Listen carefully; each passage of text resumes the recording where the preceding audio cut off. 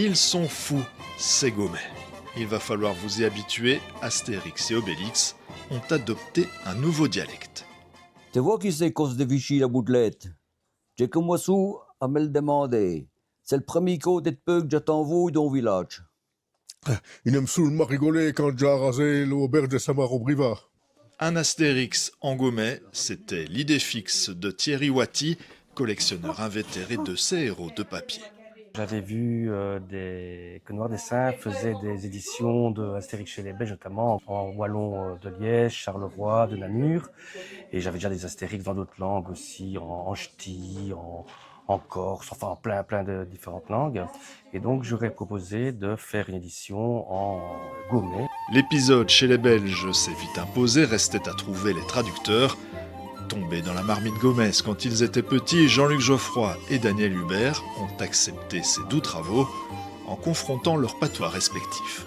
Jean-Luc avec le patois de Virton et moi avec le patois de Mex-de-Virton. Et puis on s'est rassemblés, on a mis toutes les idées sur la table et puis on a choisi la meilleure des formules. C'est un exercice amusant, mais en même temps, c'est pas si évident.